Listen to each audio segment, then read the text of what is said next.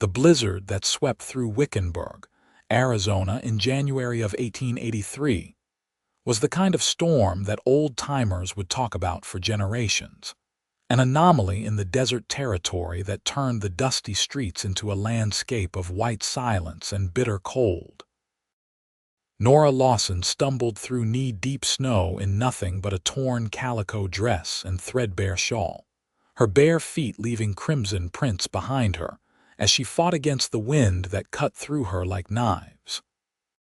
She had run from the Silver Lady Saloon 3 miles back, run from the man who had bought her for the night and decided that what he wanted went far beyond what any woman should have to endure.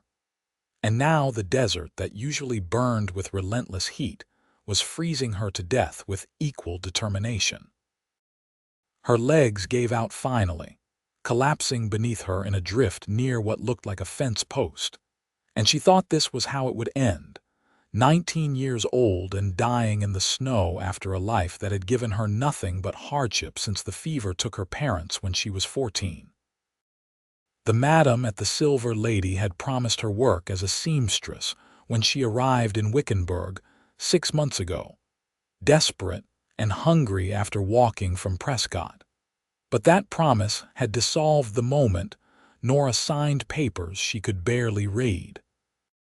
Now she was dying, and perhaps that was mercy, she thought as the cold stopped hurting and started feeling almost warm. The sound of hooves cutting through snow barely registered in her fading consciousness, nor did the shout of alarm from a deep male voice.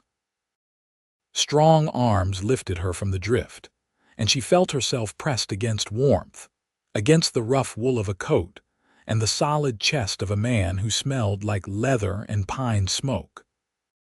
She tried to speak, to warn him that she was not worth saving, that she was soiled goods from a saloon, but her lips would not form words. "Stay with me now," the voice said, urgent and commanding. "My ranch is just over this rise. You stay with me." Nora felt the rhythm of a horse moving fast, felt the continued press of arms around her, and then there was light and warmth, and she was being carried again. This time through a doorway into a room where a fire blazed in a stone hearth. The man laid her on a rug before the fire and began rubbing her feet with firm, purposeful movements that brought shooting pain as feeling returned. "These feet are near frostbite," he muttered, more to himself than to her. "Damn fool thing, being out in this storm in bare feet." Nora's vision cleared enough to see him properly for the first time. He was perhaps 25 or 26, with dark hair that fell across his forehead and eyes the color of cedar wood, brown with hints of green and gold in the firelight. His jaw was strong and dusted with stubble, and his hands, though rough and calloused, were gentle as they worked to restore circulation to her frozen extremities. He wore denims and a blue flannel shirt, and his coat lay discarded on the floor where he had dropped it. "Who are you?" She managed to whisper, her voice hoarse and broken. "Owen Garrett," he said, not looking up from his ministrations. "This is my ranch, the Broken Creek, and you are either the bravest or most foolish woman I have ever encountered, being out in weather like this." "I had to run," Nora said, and then tears came, hot and bitter. "I had to get away." Owen's hands stilled for a moment, and his eyes met hers with an understanding that made her want to weep harder. He did not ask from what or whom she had been running. Instead, he rose and fetched a thick woolen blanket from a chest against the wall, wrapping it around her shoulders with care. "You are safe here," he said simply. "Whatever you were running from cannot reach you in this storm, and by the time the snow clears, we will figure out what comes next." He made her tea, strong and hot and sweetened with honey, and brought her a bowl of stew that had been simmering over the fire. Nora ate slowly, each spoonful bringing more life back into her body, though her feet still ached terribly and her fingers trembled as they held the spoon. Owen busied himself around the cabin, banking the fire higher and bringing in more wood from a covered pile just outside the door. The cabin was small but well built, with one main room that served as kitchen and living space, and a doorway that led to what she assumed was a bedroom. "The storm will last through the night at least," Owen said, standing by the window and looking out at the white chaos beyond. "I have never seen weather like this in Arizona. It is as if God decided to remind us that nature answers to no man's expectations. How did you find me?" Nora asked, her voice stronger now. Owen turned from the window, his expression serious. "I was out checking on my cattle, making sure they had shelter and fodder. The herd is in the Box Canyon about a mile north, where there is an overhang that provides some protection. I was riding back when I saw something dark against the snow. At first I thought it might be an injured animal, but then I saw it was a woman, and I have never ridden faster in my life." "You saved my life," Nora said softly. "Any decent man would have done the same," Owen replied, but his eyes held something that suggested he did not truly believe many men would have, not for a woman running alone through a blizzard. "Can you tell me your name?" "Nora Lawson," she said, and waited for recognition to dawn, for him to connect her name to the Silver Lady Saloon, but his expression remained neutral and kind. "Well, Miss Lawson, you are welcome to stay here until the storm passes and you are recovered enough to decide what you want to do. I will sleep out here by the fire. You can have the bedroom." Nora shook her head quickly. "I cannot take your bed. You have already done more than enough. You nearly froze to death," Owen said firmly. "You need proper rest in a proper bed. I will hear no arguments about it." There was something in his tone that brooked no disagreement, a natural authority that came not from arrogance but from genuine concern. Nora found herself nodding, too exhausted to fight him on it. He helped her stand, supporting her weight when her feet proved unwilling to bear it fully, and guided her to the bedroom. It was a simple space with a large bed covered in quilts, a dresser, and a small table with a basin and pitcher. Owen lit the oil lamp on the table and then stepped back toward the door. "There are clean clothes in the dresser if you need them," he said. "They belong to my sister. She moved to California last year to marry a merchant, but she left some of her things behind." "You are close to her size, I think." "Your sister?" Nora asked, surprised. "A leaner," Owen said, and a smile crossed his face, the first she had seen from him, and it transformed his features entirely, making him seem younger and lighter. "She is a force of nature, my sister. She decided she wanted a different life than ranching could offer, so she went out and found it. I admire her courage, even if I miss having her around." After Owen left, closing the door softly behind him, Nora stripped off her ruined dress and found a clean nightgown in the dresser, soft flannel that smelled of lavender. She washed her face and hands in the cold water from the pitcher, wincing at the sting against her chapped skin, and then crawled beneath the quilts. The bed was impossibly comfortable after months of sleeping on a thin mattress in a room she shared with two other girls at the saloon. And despite the ache in her feet and the turmoil in her heart, sleep claimed her quickly. She woke to sunlight streaming through the window and the smell of coffee and bacon. For a moment, she was disoriented, uncertain of where she was, but then memory flooded back along with a wave of gratitude so intense it brought tears to her eyes. She dressed in clothes from the dresser, finding a simple gray wool dress and stockings and even undergarments that fit reasonably well. Her feet were still sore and bore angry red marks that would likely scar, but they could bear her weight now. When she emerged from the bedroom, Owen was at the stove, tending a skillet of bacon and eggs. He turned at the sound of her footsteps and nodded approvingly. "The storm has passed," he said. "We received about 2 feet of snow, which is extraordinary for this part of Arizona. The temperature is rising now, though, and I expect most of it will melt within a few days." Nora sat at the small wooden table, accepting the plate of food he offered with murmured thanks. They ate in companionable silence for a few minutes before Owen spoke again. "I need to ride out and check on the cattle today. Make sure none of them are injured or stuck in drifts. You are welcome to come with me if you are feeling up to it, or you can stay here and rest." "I would like to come," Nora said quickly, the thought of being alone even in this safe place making her anxious. "If I would not be a burden." "You would not be a burden," Owen assured her. "I have an extra coat and some boots that should fit you. Eleanor was nearly your size." An hour later, they were riding out together on horseback. Nora seated on a gentle mare named Daisy while Owen rode his larger gelding, a buckskin named Judge. The landscape was transformed. The usual browns and reds of the Arizona desert covered in a blanket of pristine white that sparkled in the bright sunlight. Mountains rose in the distance, their peaks already white with their usual winter snowfall, but now the valley itself matched them, a strange and beautiful sight. Owen was a patient guide, pointing out landmarks and explaining the layout of his ranch.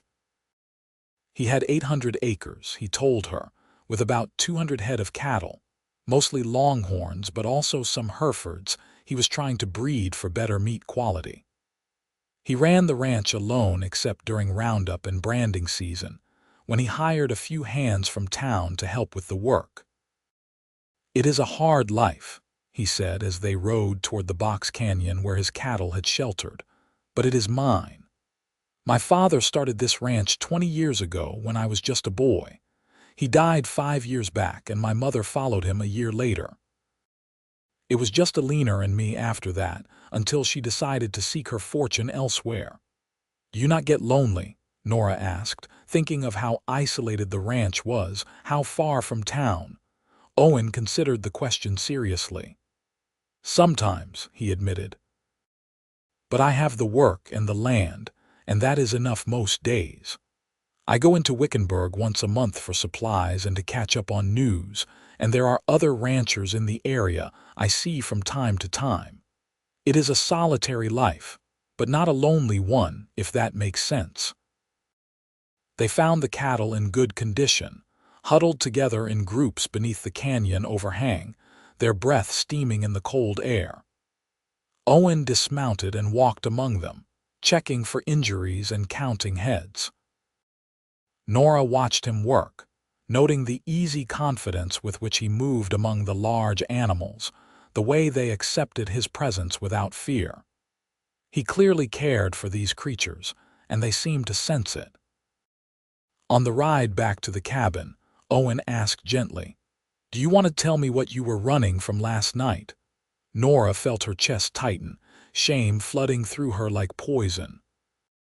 But there was something about Owen, about the way he had treated her with respect and kindness without asking for anything in return, that made her want to be honest with him. "I work at the Silver Lady Saloon," she said quietly, not looking at him. "Or I did, until last night. I was not there by choice, not really. The madam tricked me when I arrived in Wickenburg, desperate for work. She had me sign papers I did not fully understand, papers that said I owed her money for room and board and clothing. Every week, the debt seemed to grow rather than shrink, no matter how many men I." She could not finish the sentence, could not put into words what she had been forced to do. "You do not need to explain," Owen said, his voice gentle but firm. "I understand. Last night, a man came who wanted things I could not give," Nora continued, needing to finish now that she had started. "He became violent when I refused, and I ran. I thought I would rather die in the desert than submit to him. The storm came up so quickly, I did not realize how bad it would get. By the time I understood the danger, I was already far from town, and I could not find my way back." They rode in silence for a moment, the only sounds the crunch of hooves in snow and the jingle of harnesses. Then Owen said, "The Silver Lady is run by a woman named Constance Drake. She is known for the sort of trickery you describe, preying on desperate women and binding them with false debts. There have been efforts to shut her down, but she has connections with some of the less scrupulous men in territorial government. You know of her? Nora asked, surprised. Everyone in Wickenburg knows of her, Owen said grimly. She is a poison in this town, but a poison that seems protected. Still, she has no legal claim on you, Nora. Those papers you signed would not hold up if examined by an honest judge. You are not her property. She will come looking for me, Nora said, fear creeping into her voice. She will say I owe her money, and she will have men with her, rough men who do her bidding. Let her come, Owen said, and there was steel in his voice now. This is my land, and no one takes anyone from my land against their will. You are under my protection now if you want it.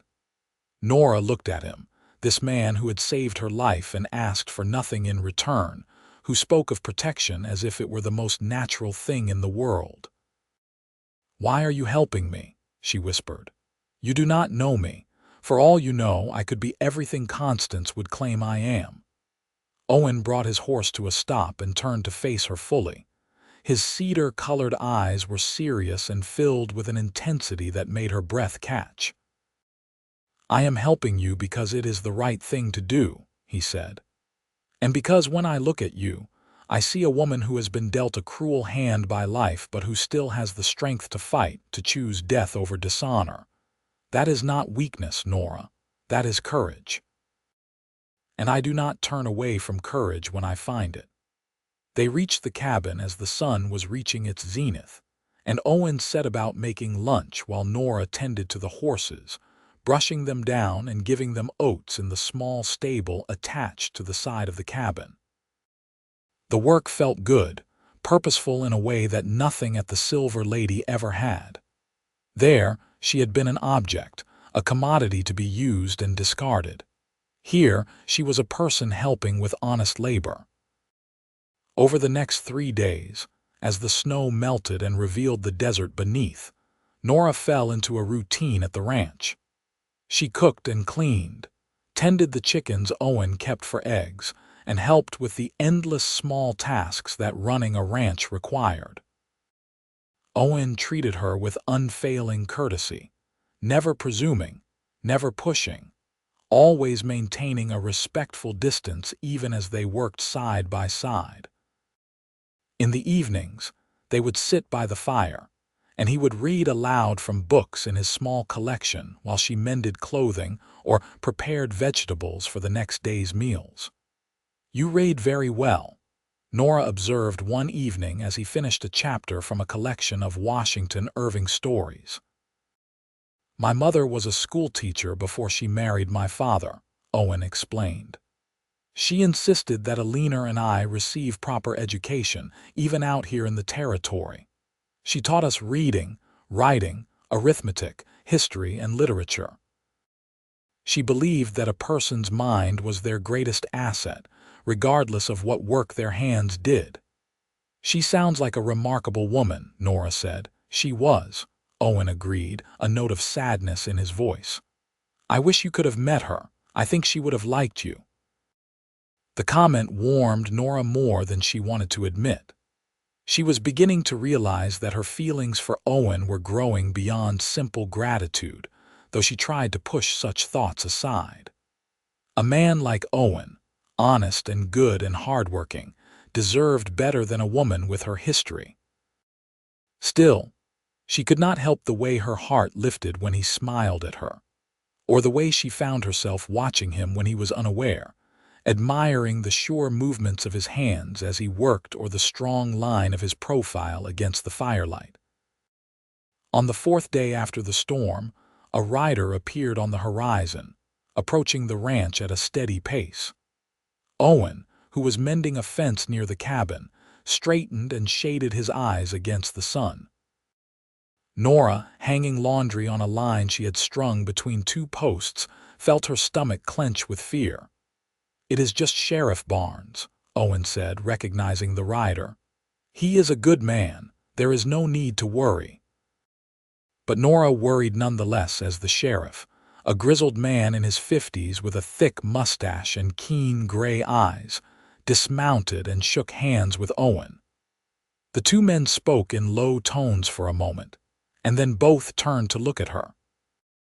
Owen gestured her over, and she came reluctantly, her hands twisted in her apron. "Miss Lawson," the sheriff said, tipping his hat politely, "I am glad to see you are safe." When the storm cleared, Constance Drake came to my office claiming one of her girls had run off in the night, possibly frozen to death. She seemed quite concerned. "I doubt her concern was genuine," Owen said dryly. "As do I," the sheriff agreed. Constance Drake's concern typically extends only as far as her profit margin. However, I needed to investigate, if only to determine if there was a body to recover. "I am pleased to find you alive and apparently well cared for." "Owen saved my life," Nora said quietly. "I was dying in the snow when he found me," the sheriff nodded. "Owen Garrett is known as a man of honor in these parts. Miss Lawson, I need to ask you directly. Do you wish to return to the Silver Lady Saloon?" "No," Nora said immediately, emphatically. "I never wish to see that place again." "Did you go there of your own free will originally?" the sheriff asked. "I was tricked," Nora said, and then she told him the same story she had told Owen, about the false promises and the papers she had signed without understanding their full import. Sheriff Barnes listened carefully, his expression growing darker as she spoke. When she finished, he sighed heavily. "I have heard similar stories from other women over the years," he said. "The problem is that Constance has friends in high places, men who profit from her establishment and therefore protect her interests. However, the law is clear. No person can be held in involuntary servitude for debt. The 13th Amendment abolished that along with slavery. So Nora is free." Owen asked. "Nora has always been free," the sheriff said firmly. "Those papers she signed are not legal contracts. They are instruments of coercion and would be thrown out by any honest court. Miss Lawson, you owe Constance Drake nothing. You are free to go wherever you wish and do whatever you choose." Relief flooded through Nora so intensely that her knees went weak. Owen reached out to steady her, his hand warm and solid on her elbow. "Thank you, Sheriff," she managed to say. "However," the sheriff continued, his tone turning grim, "I need to warn you that Constance is not a woman who accepts loss easily.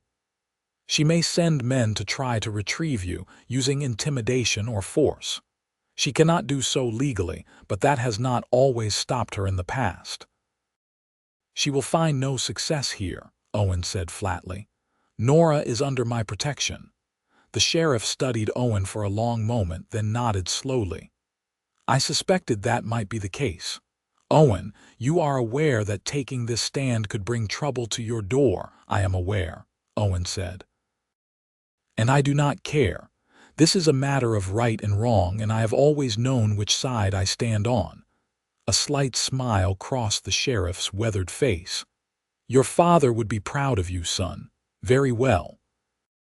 I will make it known in town that Miss Lawson is here of her own free will and under the protection of the Broken Creek Ranch. That should discourage most opportunists. As for Constance herself, I will have a word with her about respecting the law." After the sheriff left, Nora turned to Owen, tears threatening to spill from her eyes. "You are risking your safety for me," she said. "You are risking your ranch, your livelihood. Why would you do that?" Owen looked at her for a long moment, and something shifted in his expression, something deep and true that made her heart race.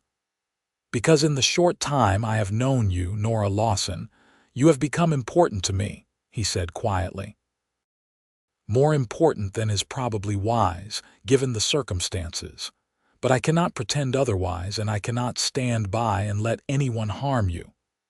"Owen," Nora whispered, hardly daring to believe what she was hearing. "I am not asking anything of you," he said quickly. "I know you have been through terrible things, and the last thing you need is another man making demands. I only want you to know that you are safe here, for as long as you wish to stay. If you want to leave, go somewhere else and start fresh. I will help you do that. But if you want to stay, if you feel even a fraction of what I am beginning to feel, then I would like you to consider making a life here." Nora's heart was pounding so hard she could hear it in her ears. "What are you feeling?" she asked, needing to hear him say it clearly. "I am falling in love with you," Owen said simply. "I know it is too soon, and I know the circumstances are complicated, but there it is. The truth, plain and honest." Tears spilled down Nora's cheeks, but they were tears of joy rather than sorrow. "I am falling in love with you too," she confessed. "I have been trying not to, because I did not think someone like you could ever want someone like me, with my history." Owen closed the distance between them and gently cupped her face in his hands, his thumbs brushing away her tears. "Your history is not who you are," he said fiercely. "What was done to you does not define you. You are brave and strong and kind, and those are the things that matter. Those are the things I see when I look at you." When he kissed her, it was gentle and sweet, nothing like the rough, demanding kisses she had endured at the saloon. This was a kiss that asked rather than took, that offered rather than demanded. Nora felt something inside her that had been broken begin to heal, felt the possibility of happiness unfold like a flower opening to the sun. The following weeks passed in a kind of golden haze. Nora and Owen worked side by side during the days, building a partnership that extended beyond the growing romance between them. She learned the rhythms of ranch life, became adept at handling the horses and chickens, and even helped with some of the cattle work. Owen taught her to ride properly, with patience and encouragement, and she discovered a love for the feeling of freedom that came from galloping across the open desert. In the evenings, they would talk for hours, sharing their histories and dreams. Owen told her about growing up on the ranch, about his father's determination to carve a life from the harsh land, and about his mother's gentle wisdom that had balanced his father's stern pragmatism. Nora told him about her childhood in Missouri, about her parents who had been farmers before the fever took them, and about the hard years that followed when she had worked as a domestic servant for families that often treated her cruelly. "I used to dream about having my own home," Nora said one night as they sat on the porch, watching stars emerge in the darkening sky. "A place where I belonged, where I was wanted. It seemed impossible, especially after I ended up at the Silver Lady. But now, here with you, that dream feels real again." Owen took her hand, lacing his fingers through hers. "It is real," he said, "as real as we want to make it, but their peace was not destined to last undisturbed." On a bright morning in late February, 3 men rode up to the ranch. Nora, who was in the garden starting to prepare the soil for spring planting, looked up and felt her blood turn to ice. She recognized 2 of them as enforcers for Constance Drake, men who kept order at the Silver Lady through intimidation and violence. The third was a man she did not know, dressed in a suit that seemed out of place in the rough country. Owen emerged from the barn, a pitchfork still in his hands, and positioned himself between Nora and the riders. "This is private property," he said, his voice calm but hard. "State your business or leave." The man in the suit dismounted, smiling in a way that did not reach his eyes. "Mr. Garrett, I presume? I am Harold Vance, attorney at law. I represent Miss Constance Drake in a civil matter concerning one Nora Lawson, who is believed to be residing on your property." "Miss Lawson is here of her own free will," Owen said. "The sheriff has already been informed of the situation and confirmed that she is under no legal obligation to return to the Silver Lady." "Ah, but that is where you are mistaken," Vance said smoothly. "You see, Miss Drake has documentation proving that Miss Lawson signed a binding contract and currently owes a substantial debt. I have obtained a writ from Judge Morrison requiring Miss Lawson to return to Wickenburg to address this matter before the court." "Judge Morrison is in Constance Drake's pocket," Owen said flatly. "Everyone knows it." "That is a serious accusation," Vance said, his smile tightening. "Regardless of your personal opinions, this is a legal writ, and interference with its execution could result in charges against you, Mr. Garrett." Owen did not move, and his grip on the pitchfork remained steady. "Then I suppose I will face those charges, because Nora is not leaving this ranch unless she chooses to." One of the enforcers, a large man with a scarred face, urged his horse forward. "Maybe you do not understand the situation, Cowboy. We are taking the girl, whether you like it or not." "I would reconsider that course of action," said a new voice, and Sheriff Barnes rode into the yard, accompanied by 2 deputies. "I heard you might be paying a visit out this way, Vance, so I thought I would come along to make sure everything stays legal." Vance's expression soured. "Sheriff Barnes, this is a civil matter outside your jurisdiction." "Not when it involves potential violence on a citizen's property," the sheriff said mildly. "And I am quite certain that any writ from Judge Morrison concerning Miss Lawson would not survive scrutiny by a higher court, given that the contract in question violates federal law prohibiting debt servitude." "That is a matter for the courts to decide," Vance insisted. "Indeed it is," the sheriff agreed. "And I am sure Miss Lawson will be happy to appear in court when the matter is heard before an impartial judge. But until then, she remains where she is, and any attempt to remove her by force will be treated as kidnapping." The tension stretched like a wire pulled taut, and for a moment, Nora thought violence was inevitable. But then Vance exhaled sharply and remounted his horse. "This is not over," he said. "Miss Drake is a determined woman, and she does not forget those who cross her." "Neither do I," Owen said quietly, and there was something in his tone that made even the enforcers look uneasy. After the men had ridden away, the sheriff dismounted and accepted a cup of coffee from Nora with thanks. "That was a close thing," he said. "Vance is a snake, but he is a clever snake.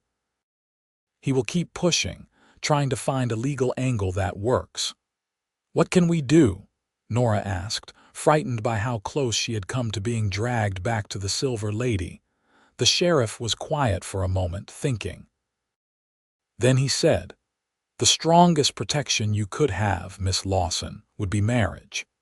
As a married woman, any supposed debts from before the marriage would become your husband's responsibility, and no husband is going to pay off a debt to a brothel based on fraudulent contracts. Moreover, Constance would have no claim on a respectable married woman." Nora felt her cheeks flush, and she carefully did not look at Owen. "I see," she said quietly. "It is just a suggestion," the sheriff said, "but it is something to consider.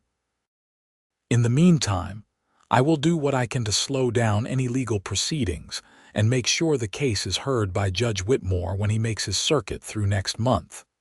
Whitmore is an honest man, unlike Morrison." After the sheriff left, Nora and Owen stood together in awkward silence for a moment. Finally, Owen said, "We should talk about what the sheriff suggested." "Yes," Nora agreed, her heart hammering. They walked to the creek that gave the ranch its name, a ribbon of water that ran through the property, now swollen with snowmelt from the mountains. Owen picked up a smooth stone and sent it skipping across the surface, clearly gathering his thoughts. "I had planned to court you properly," he said at last, "to give you time to heal, to be certain of your feelings, but circumstances seem to be forcing our hand." "I do not want you to feel obligated," Nora said quickly. "The sheriff's suggestion was practical, but I would not trap you into marriage." Owen turned to face her, his cedar eyes intense. "Trap me. Nora, marrying you would not be a trap. It would be a joy. The only question is whether you are ready, whether this is what you truly want or simply what feels necessary given the situation." Nora took a deep breath, searching her heart for the truth. What she found there was clear and certain. "I love you, Owen Garrett," she said. "I love your kindness and your strength, your honor and your gentleness. I love the way you treat me like I matter, like I am worthy of respect and care. If you will have me, I want to be your wife, not just for protection, but because I cannot imagine a future that does not include you." The smile that broke across Owen's face was like sunrise, brilliant and transforming. He pulled her into his arms and kissed her with a passion that made her dizzy, and when they finally broke apart, both were breathless and laughing. "Then we will be married," Owen said, "as soon as it can be arranged, and let Constance Drake do her worst. She will find that she has badly underestimated both of us." They rode into Wickenburg together the next day, and Owen went directly to the small church where Reverend Thomas served as minister. The Reverend was a kindly man in his 60s who had known Owen since he was a boy, and he agreed immediately to perform the ceremony. "Given the circumstances, I think we should do this quickly," Reverend Thomas said. "I will post the banns, but we can have the wedding in 3 days' time if you wish. That should be sufficient to satisfy propriety while not giving your enemies time to interfere." "3 days is perfect," Owen said, squeezing Nora's hand. Word of the upcoming wedding spread through Wickenburg like wildfire. The town was divided in its response. Many of the respectable citizens, who had long disapproved of the Silver Lady Saloon and its proprietor, saw the marriage as a triumph of decency over corruption. Others, particularly those who had financial interests tied to Constance Drake, viewed it as a provocation. Constance herself came to the church on the day before the wedding, sweeping in with her elaborate dress and hard, painted face. Nora, who was there with Owen and Reverend Thomas going over the ceremony details, felt her stomach drop at the sight of her former employer. "So it is true," Constance said, her voice dripping with false sweetness. "Little Nora is getting married. How touching." "You have no business here, Miss Drake," Reverend Thomas said firmly. "I must ask you to leave." "I simply wanted to offer my congratulations," Constance said, but her eyes were cold and calculating as they fixed on Nora. "And to remind sweet Nora that running away does not erase debts. She owes me $1,500, and I will collect, one way or another." "She owes you nothing," Owen said, stepping protectively in front of Nora. "Your fraudulent contracts have no legal standing, and once we are married, you will have no claim whatsoever." "We will see about that," Constance said. "I have resources you cannot imagine, Cowboy. This is not over." But her threats felt hollow in the face of what was to come. The next day, the church was filled with people, more than Nora had expected. Many of Owen's neighbors and fellow ranchers had come, bringing their families. Sheriff Barnes was there, as were several of the deputies. Even a few of the girls from the Silver Lady had slipped in, sitting in the back and watching with expressions of hope and longing. Nora wore a dress that had belonged to a leaner, which Owen had retrieved from a trunk and which fit her perfectly with only minor alterations. It was a simple gown of blue silk, elegant and modest, and she felt beautiful in it. Owen wore his best suit, black wool with a crisp white shirt, and when he saw her walking down the aisle, his face filled with such love and wonder that Nora felt tears prick her eyes. The ceremony itself was brief, but heartfelt. Reverend Thomas spoke about love and commitment, about building a life together based on mutual respect and partnership. When Owen placed a simple gold band on Nora's finger and spoke his vows, his voice was steady and sure. When it was her turn, Nora's voice shook with emotion, but her words were clear. "I take you, Owen Garrett, to be my husband, to have and to hold from this day forward, for better or worse, for richer or poorer, in sickness and in health, to love and to cherish until death do us part." When Reverend Thomas pronounced them husband and wife, and told Owen he could kiss his bride, the kiss was sweet and chaste, appropriate for the church setting, but it held a promise of deeper passion to come. The congregation erupted in applause, and Nora felt a surge of joy so powerful it nearly overwhelmed her. The reception was held at the Wickenburg Hotel, which was owned by a friend of Owen's named Samuel, who had donated the space and food for the occasion. There was music and dancing, and Nora, who had not danced since she was a girl, found herself whirled around the floor by Owen and then by various ranchers and townsmen who wanted to offer their congratulations. It was a celebration unlike anything she had ever experienced, a community embracing her as one of their own. Late in the evening, as things were winding down, one of the girls from the Silver Lady approached Nora timidly. Her name was Mary, and she was perhaps 16, with haunted eyes and a face that should have been pretty but was lined with care beyond her years. "Mrs. Garrett," Mary said softly, "I just wanted to say that what you did, running away and finding a new life, it gives the rest of us hope. Maybe we can find a way out too." Nora took Mary's hands in hers. "You can," she said firmly. "You do not have to stay in that place. There are people who will help you, starting with Sheriff Barnes. And if you ever need anything at all, you come to the Broken Creek Ranch. My husband and I will do whatever we can." Mary's eyes filled with tears, and she squeezed Nora's hands before slipping away back into the shadows. Nora watched her go, her heart aching for the girl and all the others trapped in Constance Drake's web. She turned to Owen, who had witnessed the exchange, and said, "We need to do something about that place, about those girls." "We will," Owen promised. "One battle at a time, but we will find a way." They rode back to the ranch under a sky brilliant with stars, and if there were other riders watching from the shadows, they did not show themselves. The cabin felt different when they entered it, transformed from simply Owen's home into their home, a space they would share as husband and wife. Owen was gentle and patient on their wedding night, understanding without her having to say it that her experiences at the Silver Lady had left wounds that would take time to heal. He made love to her with tenderness, always checking that she was comfortable, always making sure she knew she could stop at any time. And when she wept afterward, he held her and stroked her hair and told her that she was safe, that she was loved, that she was cherished. "I never knew it could be like this," Nora whispered against his chest. "I thought after everything that I would never want a man's touch again, but with you it is different. With you it feels right." "We have all the time in the world," Owen said softly. "There is no rush, no pressure. We will learn each other at our own pace." The spring that followed was one of the happiest times of Nora's life.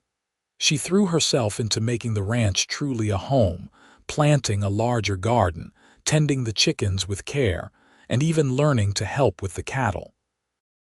Owen taught her to rope and brand, and though she was not as strong as he was, she was quick and clever, and he praised her often for her contributions.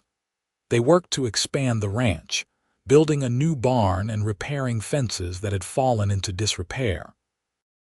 Neighbors would stop by occasionally, and Nora proved to be a gracious hostess, serving meals and making conversation with an ease that came from genuine happiness.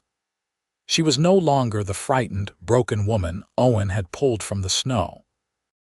She was whole again, or at least well on her way to being so, but the shadow of Constance Drake still loomed. True to her word, she had not given up. In April, they received notice that she was suing Nora for breach of contract and demanding payment of her supposed debt.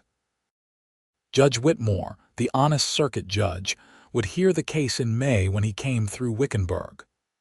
"Let her sue," Owen said when Nora expressed worry. "We have right on our side, and Judge Whitmore will see through her deceptions." The trial was held in the Wickenburg courthouse, a small wooden building that served as the center of legal authority in the territory. Constance had hired Harold Vance again, and he presented an elaborate case, producing the contracts Nora had signed and ledgers showing an accumulation of debt. He painted Nora as a woman who had willfully entered into a business arrangement and then reneged on her obligations. But when it came time for Owen's attorney, a sharp young man named James Hartford, who had recently opened a practice in town, to present their defense, the tide turned quickly. Hartford called Sheriff Barnes to testify about the conditions at the Silver Lady and the pattern of fraudulent contracts. He called Reverend Thomas to speak to Nora's character. He even called one of the other girls from the Silver Lady, a brave young woman named Sarah, who testified, with tears streaming down her face, about how she had been tricked and trapped in the same way Nora had been. Most damaging to Constance's case was when Hartford produced a copy of the 13th Amendment and argued eloquently that debt servitude was illegal under federal law, that no contract could bind a person to such servitude, and that Constance Drake's entire business model was built on illegal coercion. Judge Whitmore listened to all the evidence with a stern expression, and then he delivered his ruling. "I find that the contracts in question are illegal and unenforceable. Miss Drake, now Mrs. Garrett, owes you nothing. Furthermore, I am referring this matter to the Territorial Attorney General's office for investigation into possible criminal charges against you, Miss Drake, for human trafficking and fraud." Constance's face went white with rage, and she stood abruptly. "This is not over," she hissed, glaring at Nora and Owen. "You will both pay for this humiliation. Threatening witnesses in open court is also a crime, Miss Drake," Judge Whitmore said coldly. "I suggest you leave before I find you in contempt."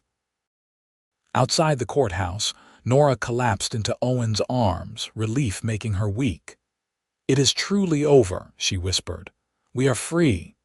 "We are free," Owen agreed, kissing the top of her head. "And now we can focus on building our future without looking over our shoulders." But they underestimated Constance Drake's capacity for vengeance. A week after the trial, Owen rode out to check on his cattle in the north pasture and did not return by nightfall. Nora, who had been expecting him for supper, grew increasingly worried as darkness fell. She saddled Daisy and rode out with a lantern, calling Owen's name into the night. She found him near the creek, lying on the ground beside Judge, who stood over him nervously. Owen's head was bleeding from a gash above his temple, and he was unconscious. Nora dismounted in a panic and knelt beside him, her hands shaking as she checked for a pulse. It was there, strong and steady, and she nearly wept with relief. "Owen," she said urgently, patting his cheeks gently. "Owen, wake up. Please wake up." His eyes fluttered open, confused and unfocused at first, and then clearer. "Nora," he mumbled, "someone hit me. I did not see who." "Can you sit up?" Nora asked. "We need to get you back to the cabin." With her help, Owen managed to mount Judge, and Nora led both horses back to the ranch. Once there, she cleaned and bandaged his wound, which was not as deep as it had first appeared but had bled profusely nonetheless. Owen insisted he was fine, just shaken, but Nora could see the worry in his eyes. "This was Constance," he said grimly, "or someone she hired. A warning." "We should tell Sheriff Barnes," Nora said, "and tell him what? That I was attacked by someone I never saw. There is no proof, Nora, just suspicion." But the attacks did not stop there. 2 days later, someone set fire to the new barn they had just finished building. Owen managed to put out the flames before the structure was completely destroyed, but the damage was significant.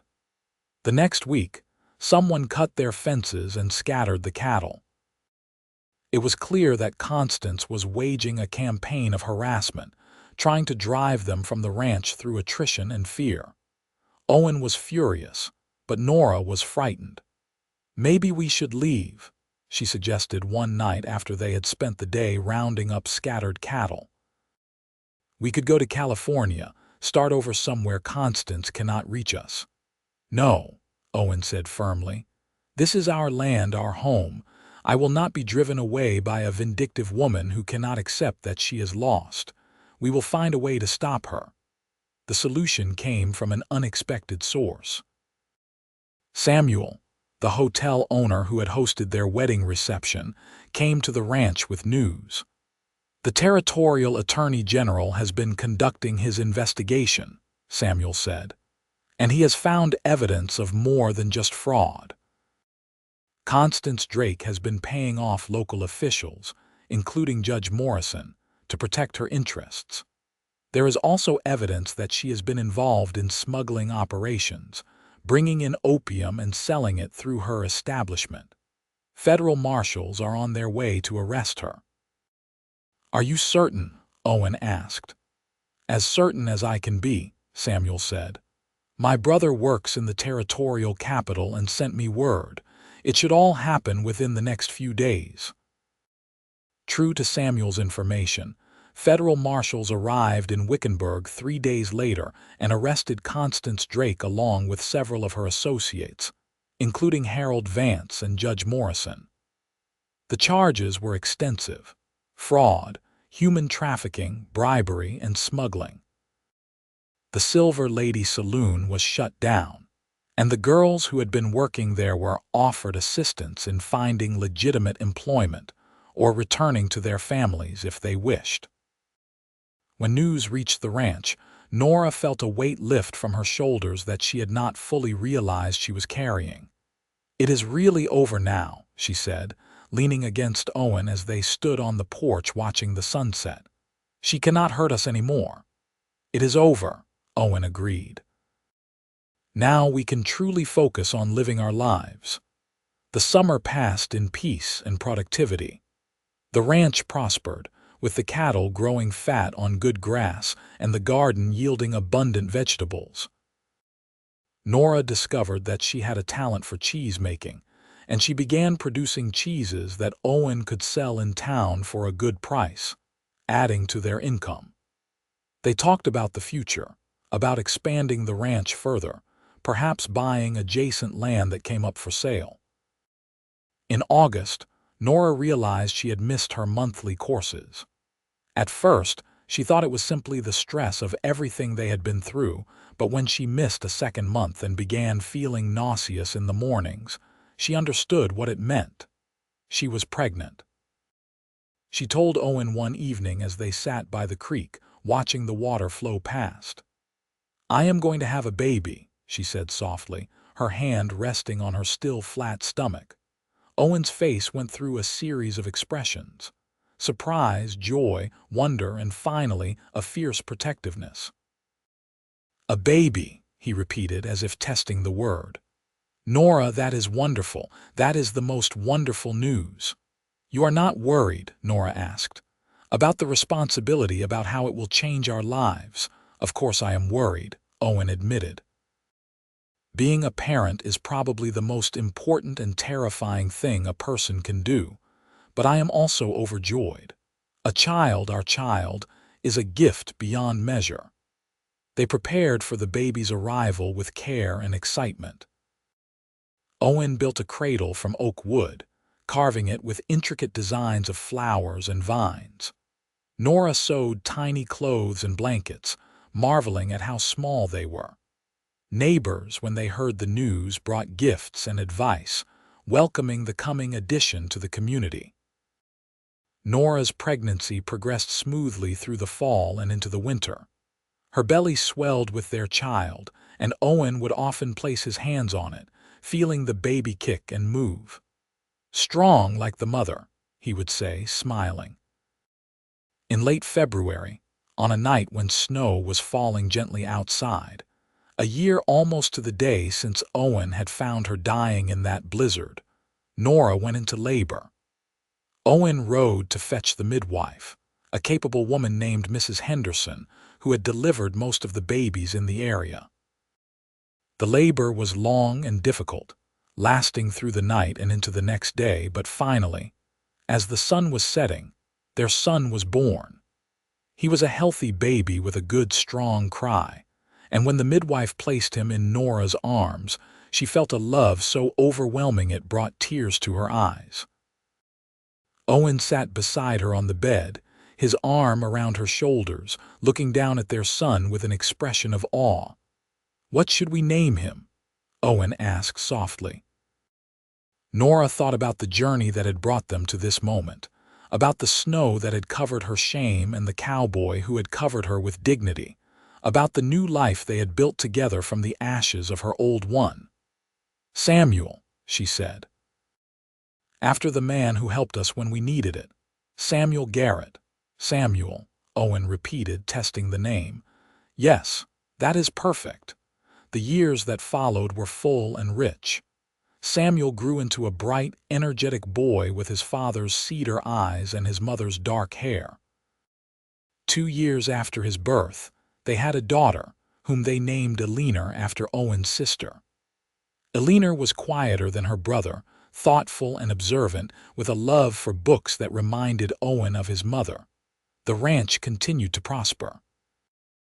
Owen and Nora expanded their operations, buying additional land when it became available and increasing their herd. Nora's cheese business grew as well, and she eventually began teaching other ranch wives how to make cheese, creating a small cooperative that benefited multiple families. They became pillars of the community. Owen served on the town council, working to improve schools and roads.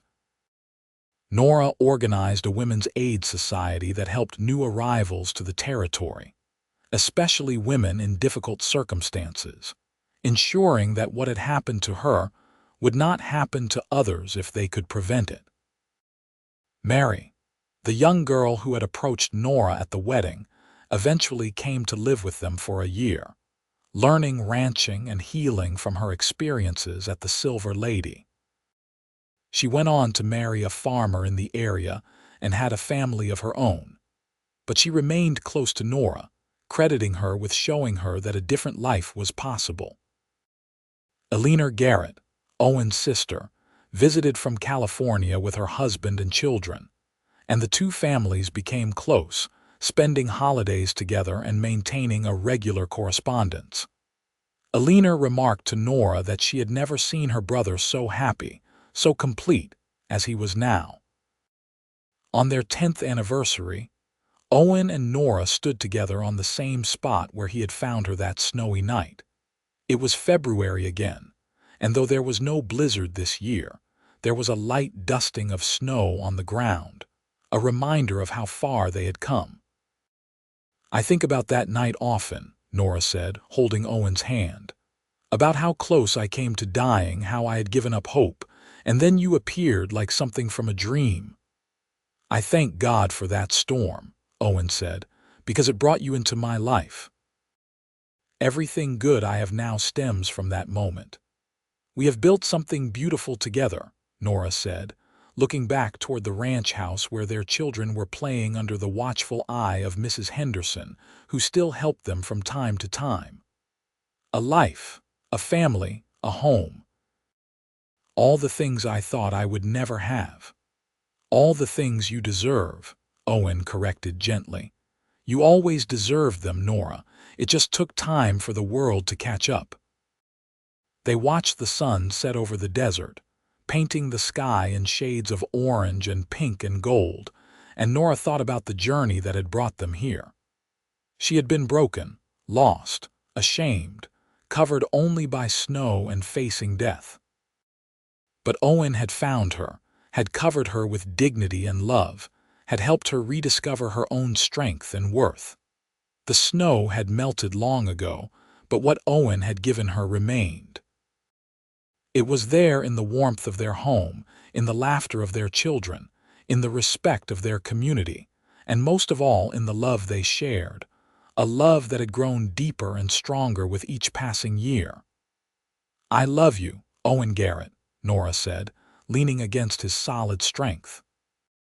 "I love you, Nora Garrett," he replied, kissing the top of her head. "Today and always." As darkness fell and stars began to emerge in the vast Arizona sky, they walked back to their home together, hand in hand, two people who had found each other against all odds and had built a life worth living. Inside, the lamps were lit, casting warm, golden light through the windows, and their children's voices called out in greeting. This was home. This was happiness. This was the life they had fought for and won. The story of how Owen Garrett had found Nora Lawson dying in the snow and brought her back to life became something of a legend in Wickenburg, told around fires and in parlors, a testament to the power of kindness and the possibility of redemption. But for Owen and Nora, it was simply the beginning of their story, the first chapter of a long and happy life together. Years continued to pass in their steady rhythm. Samuel grew into a strong young man who took naturally to ranching, learning from his father and often surpassing him in skill with horses. Eleanor proved to have her grandmother's love of teaching and eventually established a small school on the ranch for children of neighboring families, much to her parents' pride. When Samuel was 18 and Eleanor 16, Owen and Nora sat together one evening on the porch, as was their custom, watching the sunset. Owen's hair was now streaked with silver, and Nora had lines around her eyes from years of smiling, but they were still devoted to each other, still in love as deeply as they had been on their wedding day. "You ever regret it?" Nora asked, a question she had never asked before. "Taking me in that night, your life would have been simpler without me." Owen turned to her with surprise and then understanding. "Simpler, perhaps," he said, "but infinitely poorer. You are my heart, Nora. You always have been, from the moment I saw you in the snow. Everything we have built, everyone we have become, it is because we found each other. No, I have never regretted it, not for a single moment." Nora smiled, leaning her head on his shoulder. "Good," she said, "because I have never regretted it either. Despite everything that came before, despite all the hardship and fear, it led me to you. And that makes it all worthwhile." They sat in comfortable silence as the sky darkened and stars emerged one by one. Inside the house, they could hear Samuel and Eleanor arguing good-naturedly about something, their voices full of life and energy. The ranch stretched out around them, prosperous and peaceful, a testament to years of hard work and love. "We did well," Owen said softly. "With the children, with the ranch, with our life together. We did well." "We did," Nora agreed. "Better than I ever dreamed possible." In the years that followed, they watched their children grow into adults and start families of their own. Samuel married a rancher's daughter named Catherine, and took over more of the day-to-day operations of the Broken Creek Ranch, allowing Owen to slow down and enjoy his grandchildren. Eleanor married a teacher from Prescott and continued her educational work, establishing a formal school that served the entire region. Owen and Nora became grandparents 5 times over, with Samuel and Catherine having 3 children and Eleanor and her husband having 2. The ranch house was often filled with the sounds of children playing and learning, and Nora took great joy in passing on her skills to her grandchildren, teaching them to garden and make cheese and care for animals. On their 25th anniversary, the entire family gathered for a celebration. The house was filled with people, food, laughter, and love. Samuel gave a toast, speaking about how his parents had built not just a ranch but a legacy of kindness and integrity. Eleanor read a poem she had written about love enduring through all challenges. The grandchildren performed a little play they had rehearsed, telling the story of how their grandparents had met, though sanitized for young ears. When it was Owen's turn to speak, he stood with Nora at his side and said simply, "25 years ago, I found a woman dying in the snow. I brought her home, and she gave me everything I never knew I needed. She gave me love, she gave me family, she gave me purpose. Every day with her has been a gift, and I look forward to every day that remains." Nora's eyes filled with tears as Owen raised his glass. "To my wife, my partner, my love. May we have 25 more years together, and may our family continue to grow in strength and kindness." The gathering raised their glasses in agreement, and the celebration continued long into the night. When finally everyone had departed or gone to bed, Owen and Nora found themselves alone on the porch again, their favorite spot, under a sky brilliant with stars. 25 years, Nora mused. Sometimes it feels like yesterday, sometimes like a lifetime. Both, Owen said. It is both. Time is strange that way. I hope we have 25 more years, Nora said. Maybe more. However many we have, I will treasure each one, Owen promised. They did not get 25 more years, but they got 15, which was more than many couples received. Owen passed away in his sleep at the age of 66, a peaceful end after a full life. He had been working on the ranch until the day before, still strong and vital, and then one morning he simply did not wake up. Nora held his hand and wept, grieving the loss of the man who had saved her life and then made that life worth living. But she did not collapse into despair. She had their children and grandchildren and the ranch to care for and a community that needed her. She continued her work with the Women's Aid Society, helping others as she had been helped. She spent time with her family, passing on stories and wisdom.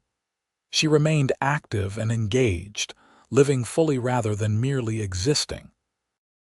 When her own time came, 7 years after Owen's passing, at the age of 72, she died surrounded by family in the home she and Owen had built together.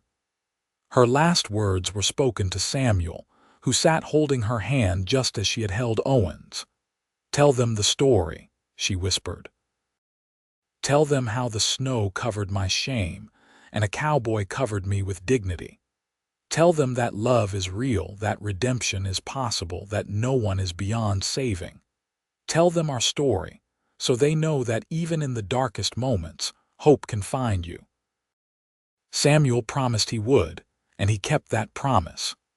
The story of Owen and Nora Garrett lived on in Wickenburg and beyond, told to children and grandchildren, to people facing their own darkness who needed to know that dawn always comes. The Broken Creek Ranch remained in the family for generations, a thriving legacy of the love that had founded it. On the property, near the creek where Owen had proposed, the family erected a simple stone marker with both Owen and Nora's names. Beneath the dates of their births and deaths, a single line was carved: "Love conquers all." It was a simple statement but a true one, proven by the lives they had lived and the family they had created. Visitors to the ranch in later years would sometimes ask about the marker, and whoever was there would tell the story. They would speak of a blizzard in 1883, of a woman dying in the snow, of a cowboy who refused to let her perish. They would tell of love growing in the aftermath of tragedy, of a partnership built on respect and devotion, of a life that proved that the worst moments can lead to the best outcomes if we have the courage to reach for them.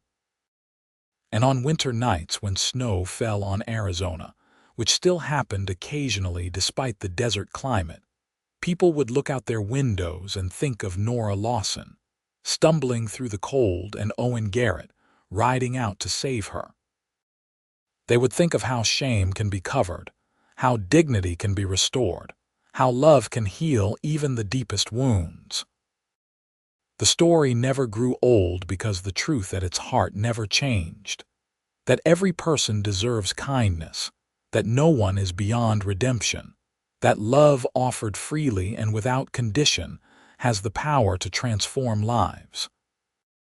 Owen and Nora Garrett had learned these truths and lived them, and in doing so, they had created something that endured far beyond their own lifetimes.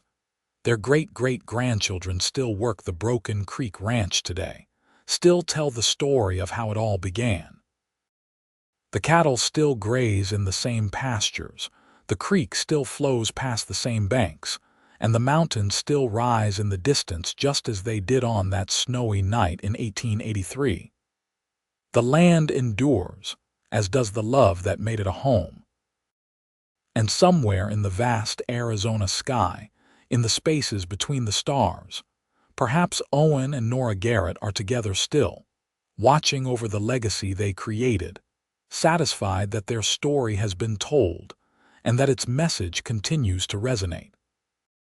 Snow covered her shame, yes, but more importantly, a cowboy covered her with dignity, and together they built something beautiful that time itself could not diminish.